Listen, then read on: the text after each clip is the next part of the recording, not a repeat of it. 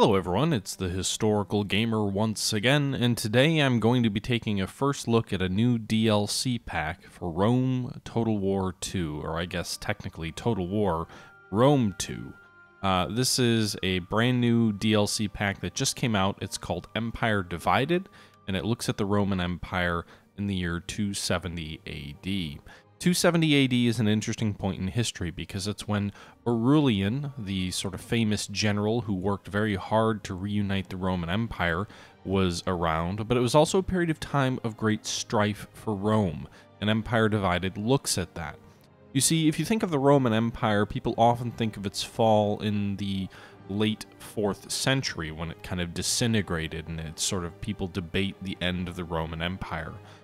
You could even argue that the Eastern Roman Empire, which survived till 1453, was the true fall of Rome. But generally, people talk about the fall of Rome when they talk about the city of Rome, the Western Roman Empire falling into non-existence. Well, there was another period of time, 200 years before that, where Rome came very close to disintegrating in a very similar way. And that's because when the Emperor Alexander Severus died in the early to mid 3rd century, Rome was thrown into a 30-plus years of crisis. You think of the Roman Empire and you think of Augustus, you think of Marcus Aurelius, you think of Hadrian or Trajan or some of the other well-known emperors. In the later periods, you think of Constantine, but it almost was snuffed out before Constantine even existed. That's because while the 5 good Roman emperors ruled up through 180 AD, and while Commodus, the sort of made famous by the movie Gladiator, ruled for a period after that, a little while after Commodus, a man named Alexander Severus came to power. And he strengthened the army, he increased their pay, he vastly increased the size of the legions, and that's because the Roman Empire was beset by barbarians. Yes, beset by barbarians more than 200 years before its fall. However, Severus was able to keep Rome together, keep it strong, but also really sort of undercut some of the essential strengths of Rome. Its economy was in trouble. Its military was increasingly political, as had been the case for several emperors before him. And at his death, Rome was thrown into a period of some 20-plus years where more than 20 emperors would make a stake for the throne. As a result, by 270 AD, Rome was a fractured empire. It was no longer really one state. You had the Roman Empire under Aurelian, or at least that's the faction in this game, under Aurelian, who would attempt to reunify the empire, but you had splinter states in France, for example, in Gaul, called the Gaelic Rome, which was breaking away largely to try and establish a beacon or a strong point against the Germanic tribes, which were testing the Gaelic frontier, and therefore this sort of splinter state broke off on its own. You had Palmyra, which was this very interesting state, which originally was part of Rome, well, always was part of Rome, but originally was sort of left to its own devices, as Rome was busy trying to fight amongst dozens of emperors claiming control to the throne. The Eastern empires, I'm sure I'm butchering the pronunciation, but the Sassanids attempted to attack Rome from the east. In Palmyra, the eastern provinces were largely left to their own devices to figure out how to fend for themselves. Initially, they did so under the banner of Rome, but eventually Palmyra would end up breaking away as its own splinter empire. In fact, a pair of remarkable princesses or queens or something or other really ruled this empire in their own stead. They had sort of puppet husbands who were sort of the figureheads in many cases, but it was really a pair of remarkable women who were in charge of the Palmyran Empire or Palmyran state. Eventually, the empire would be reunified and would end up lasting for another 200 years. But this is nonetheless a changing of the guard in Roman history, because this is, up to this point, you think of Rome in the terms of the Principate, or Principate, I'm not sure how you pronounce it, but essentially this idea almost of like a citizen Roman Empire, a Roman citizen that is taking it upon themselves to be the Roman emperor. Yes, many of them had military backgrounds, but there was a very clearly civil sort of side to things. The Senate still existed, and the sort of trappings of the Republic were still around. Whereas after this period, I believe it was called the Diminutive or Domitian, or I can't even remember the name of it, but essentially Rome became a despotic empire where the military head of state ruled all, and sort of the trappings of the Republic, which had existed for more than 200 years of empire, faded away, and Rome became a very autocratic state. And that's the period of time that this game is looking at, this DLC. I know I've been talking now for, almost 5 minutes now about sort of the background of this. What I will say is this video is going to be very much a first look. I streamed a little bit earlier today and kind of failed through the Roman Empire from the Aurelian perspective. But this video will be a first look. It's going to be a short 30-minute video that looks at the game from the Gaelic Roman perspective. I will be starting up a series of historical videos where I'm basically just going to talk about Roman history up to this point and then in great detail through this point, starting back with Augustus, the first Roman emperor, discussing how Rome became an empire and how Augustus shaped it in his own mind, and then how that sort of progressed to the crisis of the 3rd century, which is what we're in right now. This video, again, is just kind of going to show you one faction for 20 or so minutes of play, and kind of giving you a sense of what it's like if you pick this game up and play it, and you haven't played Rome before, or you have played Rome before, what to expect. A separate series will be started here very shortly, which will be playing from the Roman perspective, but in that series I will just be talking about history. There will be gameplay in the background, but at the end of the day, the discussions will all be focused around history. With that being said, that's enough of me rambling. Let's go ahead and jump in to Gaelic Rome. Rome, hear me, for we are in crisis.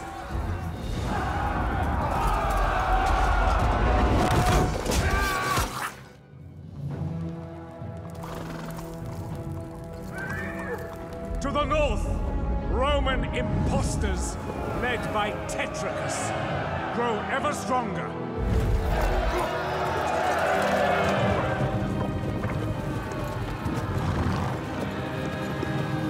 To the east, the usurper Queen Zenobia marches her armies into our lands.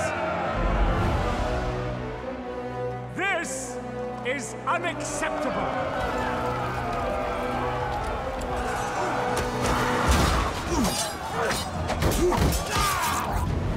Give us an emperor from humble beginnings. Give us a leader our armies will follow.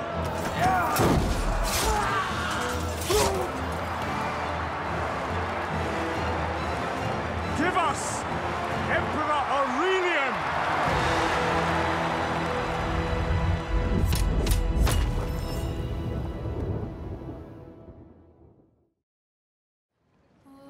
Noble Tetricus, there are threats aplenty. To the east, over the Rhine, Germanic tribes are ready to cross the river and invade. Thwart their incursions, and then strike back to prevent future ones. Once the eastern borders are secured, prudence dictates that a march towards the city of Rome will strengthen your position. Only then should you challenge Emperor Aurelian, who reigns over Pannonia and its nearby provinces. Be mindful that while Britannia remains loyal, Lusitania and Hispania to the south suffer from delusions of independence. Watch them closely, as they may brew betrayal.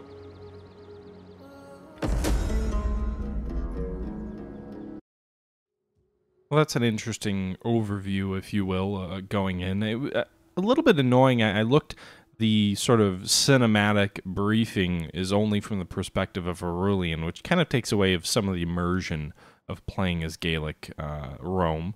With that being said, our first objective here is Gaelic Rome.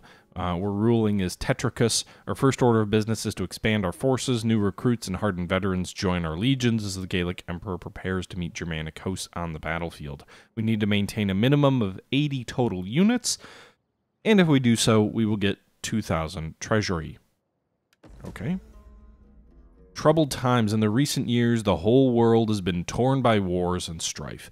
The weakening of the Roman Empire has given rise to banditry everywhere. Trade between settlements has become almost impossible. Standing armies and outposts can help increase the safety of provinces, while certain reforms can make settlements more self-sufficient. With cities being overcrowded, squalor has become a serious issue. If we are to avoid an outbreak of plague, we have to find ways to reduce squalor, such as sanitation, buildings, and reform. It's interesting, too, when you think about this, because when you look back on Roman history, really up till the reign of Marcus Aurelius in the late 2nd century, Roman cities didn't even have walls, because interior Rome, anyway, like in Italy, Rome was so secure and the Roman legions were so strong, you had a bustling commerce between cities. That started to break down even in Marcus Aurelius's reign, when swarms of barbarians broke through the frontier garrisons, broke through the frontier legions, and made it as far as Athens, as far as Venice and Italy, and cities started to fortify, and the interior standing of Rome began to decline even during that period. Even as we think of Marcus Aurelius as one of the good emperors, nonetheless, Rome was starting to feel the strain of barbarians. By this point in time, we're almost 100 years after that, and obviously things have started to decline further. So you can see here, our capital is in Bibracate, however you pronounce that. We've got this border over here. We've also kind of got Cambodium. We've got an interesting province that's kind of in a bit of a salient here, extending east toward the enemy faction of Rome, which is under Aurelian. So we're going to have some legions over here near Cambodium in case the Roman Aurelian comes for us. In addition to that, we've got many border provinces here. I don't know if this is this...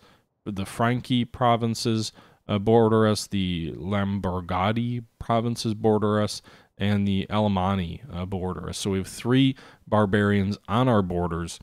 Right now, we control Gaul ourselves. We are aligned with Spain, so these guys are allies. We can't control these provinces, but they are, for the moment anyway, allied to us. You heard the sort of narrator warn us they may not stay true to us, the same as for Britannia.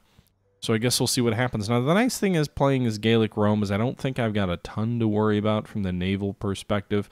Maybe along the Mediterranean coast, we do have 1 fleet here that I'm going to go ahead and move into Massilia just to be safe. But I'm not too worried about the enemy kind of coming for us. I don't understand the pretenders in Rome piece. Like, we've got Aurelian, who's not really in Rome. We've got, we've got Palmyra, we've got Gaelic Rome, but I don't understand who's ruling Rome itself at this point right now. We've got 1 agent over here. I think we're going to move him more toward the border. And you can see our real objective at this point is to expand the Roman armies under our control. So we have 11,000 dollars, if you will, to do that. And I think we're going to move our Emperor's army closer to the borders in order to ensure that we kind of keep things safe and secure for our empire.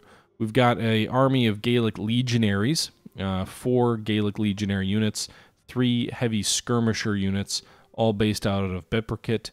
I'm going to shift my base over to Agatorium. It's a much larger city. We'll hopefully be able to raise some additional forces there. Can we raise some troops now? I don't want to do that. We recruit units, Gaelic warriors, vigils, and light Roman skirmishers. What are Gaelic warriors? A Gaul can skillfully swing a longsword for the empire and remain a Gaul. Okay, but they've been Romans for like 200 years by this point. 300 years by this point. Okay. All right, so we're moving our armory closer to the border. I don't see any reason to leave them sort of in toward our capital. I'm hoping the pretenders don't strike out aggressively at us. I think it's doubtful that they will. Additionally, let's see here. We're going to have another legion around here, right? Let's go take a look at our forces. We've got the Quintus Verus, who's our agent. We've got the First Fleet, which we just put into Massilia. We've got the First Legion, which is kind of more toward the south here, actually, interestingly enough, near Massilia. I suppose we can keep him there for now. Actually, no. Why would we do that? Maybe it's a check on Hispania. We did get warned about them. I'll move them. Should have kept them in Massilia. They'd be more centrally located. The Second Legion, the Alpine Legion, is kind of located near the provinces under the rule of Aurelian. We're going to fall them back into Korea, and we're going to start recruiting more units. So we'll go ahead and recruit 3 Gaelic legionaries, and I don't know what a Vigils is. I guess they're more of just like garrison troops. But we'll go ahead and recruit them. Yeah, that would be 2 days of training, so we'll avoid doing that. But our Emperor's Legion is the 3rd Legion, and that's going to go along the Rhine frontier. Meanwhile, can we set up a... I don't have technology for that. I don't want to build up these border towns, mainly because I think they're going to be sitting ducks for the enemy. But I will build up our capital in Biprikit. It's a small city right now. We'll go ahead and expand it. We'll add an aqueduct to ensure that we have adequate sort of sanitation, because we already warned about that. Additionally, if we go back to Massila, we can go ahead and increase our Christian community, which I don't really understand what value that does, but it's free, so maybe it'll make people happy. And I'm actually going to wait to build anything else anywhere else. One thing that I have noticed with the Total War games, and this game in particular, is it's much easier to keep track of things when you build an empire up from almost nothing. So like the original Total War Rome 2 was very easy to manage things because you start with a handful of provinces and you gradually scale up. When you get thrown into this particular game, you've got a lot of provinces to manage, and it's not always clear, like, all right, well, I could increase Trevorium, make it a bigger city, but it's also bordering along the Rhine. Like, how do we keep track of that versus, you know, back in Cenabum or in Gervovia, if you will. So with that being said, we're going to go ahead and just give it a moment here and kind of move into the end turn. Oh yeah, forgot about edicts. Edicts are a thing in Total War that you can do to kind of give different perks to your particular regions. So I guess along the border regions, I think it makes sense maybe to Romanize them. So it'll reduce the cost of auxiliary units, also increase the conversion to Latin. So we'll do that along this border region here. Biprikit's our capital. Presumably it's strongly Roman. It's about 79% Roman. I'm going to go with Romanization there as well. Lumnomium, whatever these provinces are. Let's see here. This one's 100% Roman. With these guys, and they're all in the same province. So this is 100% Roman. There's really no reason to Romanize them. By the way, this little 100% with the little wreath here, that represents the percentage of Romans. So I think for them, maybe what we'll do is we'll just give them bread and circuses, if you will, to kind of keep them down, keep them passive. These other provinces, we don't control the whole province, so you can't issue an edict if, you know, this province here, Reta et Noricum, includes Achadoris, Cambodium, and Korea, but it also includes Noria. Noria is currently... I don't know who runs Noria. That's an oddly shaped province, but it's currently run by Aurelians, so we'll go ahead with that. Being said, we haven't done research technologies. I forgot about that. So we'll go ahead and research conscripting German soldiers, which gives us, I guess, an ability to recruit more German soldiers. So different clans have different technology trees. So we could go with civil, which would go to political support. We could also go to military, which is the option to conscript German soldiers. We're going to do that. So obviously, we're falling for the time-honored tradition of Rome of equipping German barbarians who will eventually destroy the empire. But I'm more concerned about saving my own neck at the moment than I am them. So we'll just kind of keep it going.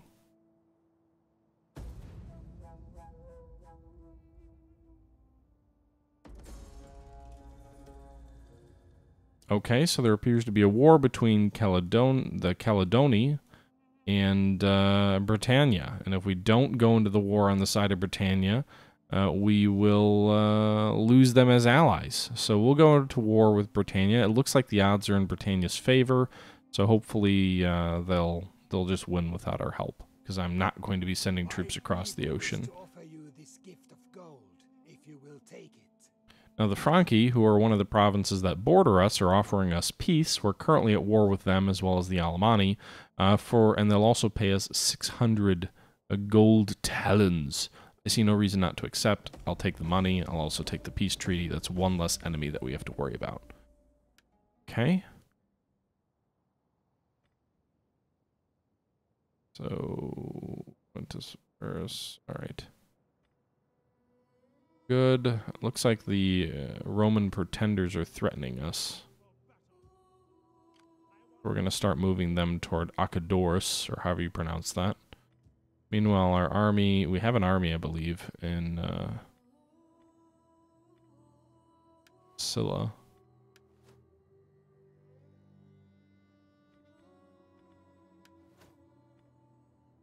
We already have an army here, don't we? Or no, I moved them toward the border, that's why. We've got these guys moving towards Spain. Just to keep them honest, we'll move them there. We've got an army moving toward the relief of Akadoris. It'll take a couple of turns, so hopefully the Roman pretenders don't strike at us there. If we recruit units while we're marching, we can do that, apparently.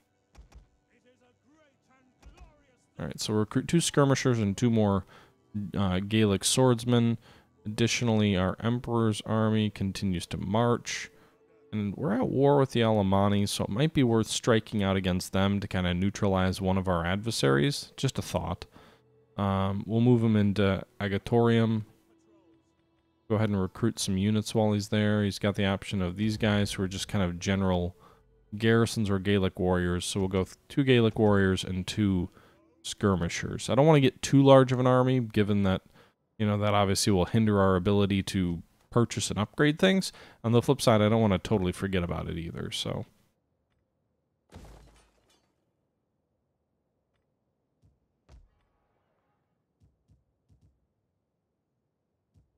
Okay, none of these cities are growing quite yet, to the point where they need more services.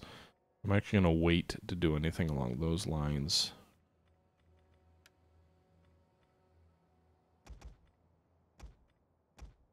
I'm also going to hire some militia. So this is going to be a borderline max army that's going to deal with the pretenders here. We also need to research something, so we did our conscripting of German soldiers. If we go further down the military route, we can go with fabricate. So during the Principate period of Roman history, arms manufacture. So basically, professionalizing arms manufacture. We're going to go with political support, though, because if we actually go into the factions here, there's a new feature, power and politics.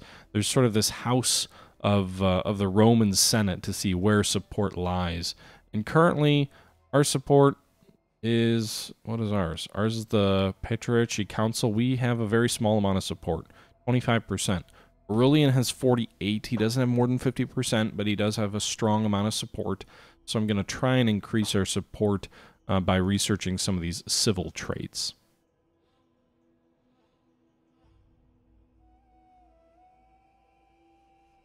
Okay, so we'll go ahead and move on. Our agent continues moving north. Again, I'm hoping that Britannia wins the war that they just got involved in on their own. And the Principate is, of course, going to attack us. And I'm not going to win. And they're going to take the city because there's no walls. And I'm not going to fight that battle. I don't even know who the pretenders really are, but they just took Akadorius from us. Set aside thoughts of war for now. Trade is what concerns me today. Okay. The Franchi just seem to want to make money. I'm okay with that. Alright, so cults are rising, which is bad for stability, but I don't really care about that too much right now. Meanwhile, I'm going to take this army of ours and try and liberate Akadorius from the pretenders, but we're not going to get there this turn. Our Emperor's army has reached Agatorium. Again, I know I'm butchering the pronunciation, so I'm sorry about that, guys. I guess we just keep recruiting Gaelic warriors because we don't have a lot of options. I don't know what the heavy skirmishers are, but we've got 4 legionaries, 2 warriors, 3 heavy skirmishers, 2 Roman light skirmishers. So I guess we'll go with 2 more Gaelic warrior. We'll go with 3 more Gaelic warriors, and maybe 1 more skirmisher for this turn. So 4 more soldiers. You can see here our cash flow on the bottom right is down to 2,700 positive per turn. That's going down a little bit because we've got so many soldiers. But on the flip side, we're not really building much right now.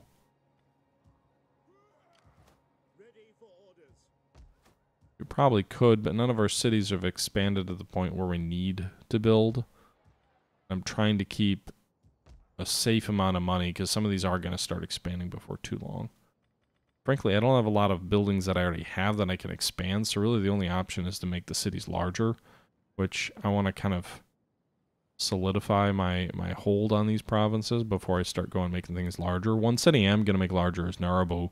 It's a small village with a port, but I want to go ahead and build some facilities here to help it withstand... Actually, can I build a mine? Maybe a mine is the best way to go. Gives us some money.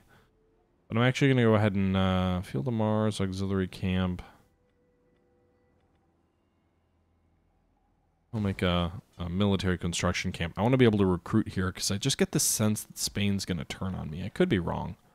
I just have this feeling that they're gonna go against me. Meanwhile, we're at 14.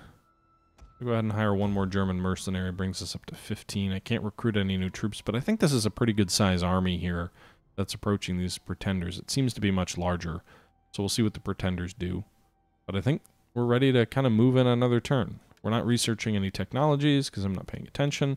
Political support, I think, is going to be important, so we're going to go ahead with the assume power trait. If we go back here, we just had this, we've lost a little bit of power down to 23%. Aurelian's up to over 52%. We could try and persuade others to join us. There's a secure loyalty option. Negotiate with party leaders to secure their continued loyalty to the regime. Plus 10 loyalty for this party for 5 turns. We could also purge, organize a massacre of all who support this party. So we could go with like the House of Tetricus. But I think what I'll do is I'll try and secure the Virgo's party's loyalty. I can sleep safely for a while, so I don't know if that just means they're on my side. I don't really know what that means, but there seems to be an intergovernmental political intrigue aspect to this game, which is kind of cool because Total War tends to be a little bit weak on politics.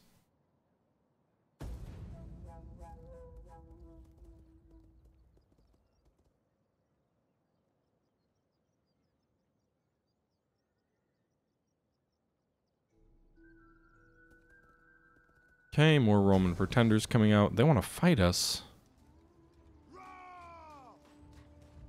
Alright, we'll retreat because they've got a reinforcing army that I don't really feel like attacking. They had a bunch of armies come up to support them. Alright, so done the assume power trait now as well. So that means we're going to kind of continue down this process, either construction project, city planning, or consolidate authority. Let's go ahead and do consolidate authority. We look at our influence, it's still slipping. Sucks. The enemy armies, I think, kind of retreated away.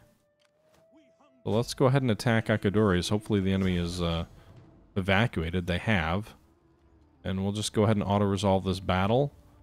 We'll go with a protective stance. We should win easily. The enemy, the pretender armies no longer are in the vicinity. And we've retaken Acadores. We'll just occupy it. And our general gained a trait. He's gone up a trait. So we can go to details here. Go ahead and assign a trait to him. Which I think we'll just do efficient recruiter for now. And we win the battle. Alright, there you go. Now, Brachidorius. Make it a civil settlement, a market settlement, or a farming settlement. We'll do civil. I think that's best for law and order. Alright, so we retook that province from the pretenders. See how that plays out for us.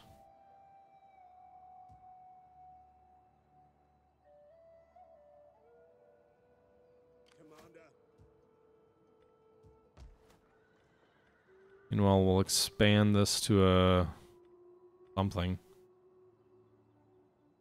Migratorium, I'm gonna make a garrison colony. It's gonna be kind of our principal base, I think, for dealing with the barbarians. See if anyone else crossed our borders. Looks like there is someone.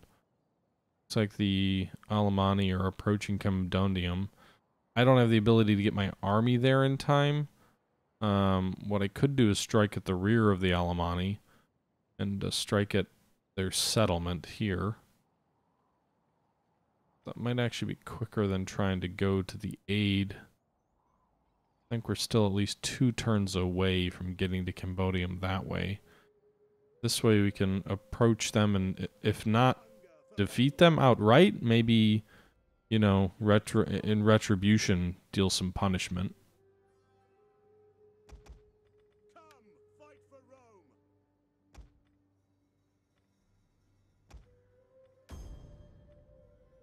Alright, so recruiting 2 new units, also buying a couple of mercenaries, and we're going to make a strike at Burgundium.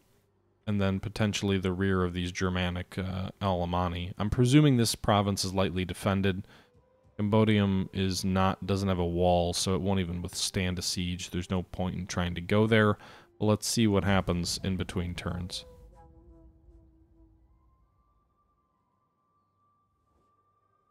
My people wish to offer you this gift of gold, if you will take it. Yeah, I'll take a peace treaty. Doesn't hurt us at all. I don't know if they make peace with our allies. Wait, I'm confused.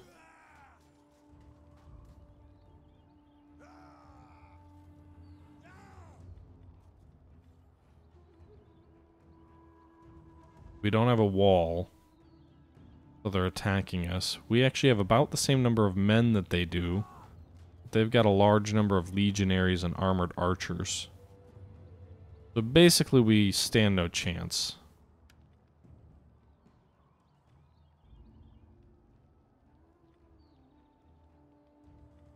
Win chance none, decisive defeat.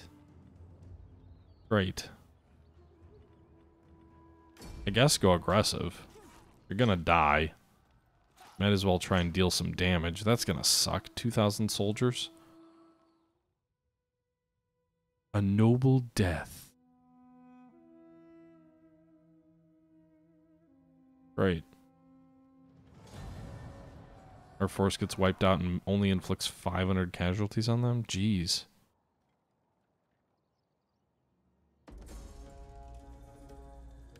Well, that was horrific. Ready for battle. Make haste, men. Waiting for orders. March. Alright, well, we'll see how our army here fares. Well, how we're gonna rebuild. Need to raise a new force. House of Tetricus. Ocean Council. Alright, well, we've got the one guy who's on our side.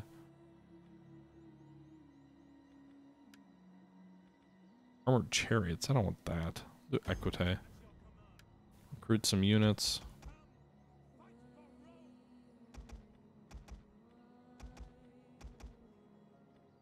It's going to take us a few turns to rebuild a force. It's going to be largely Gaelic swordsmen, so we'll see how that all works out here.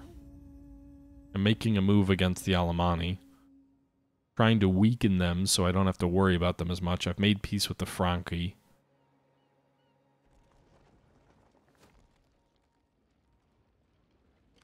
At your command. None will escape. We got too many men. I don't think we can beat them here. Ready for battle. Make haste, men. I wonder if there's an option to set an ambush or something. Stance, forced march. I wouldn't mind an ambush stance, but it doesn't look like it lets me do that. Yeah, my soldier quality sucks. That's the challenge.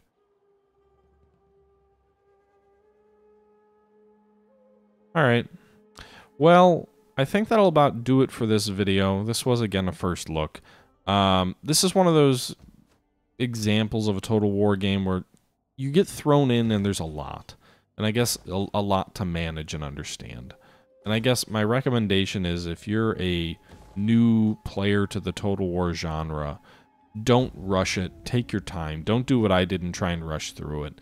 You know, it is Total War Rome 2, so, you know, the gameplay is the same, but it's a very different game than the regular Total War, because you're trying to hold together a fracturing empire, rather than, you know, putting one together. And so keeping track of things can be a bit of a challenge at times. Oh.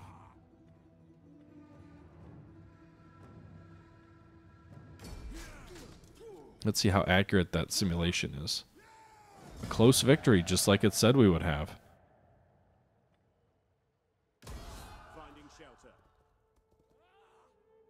Hey, our Emperor won a victory against the Alemanni there. Congratulations, sir. It was a victory. It was a close victory, but it was a victory nonetheless.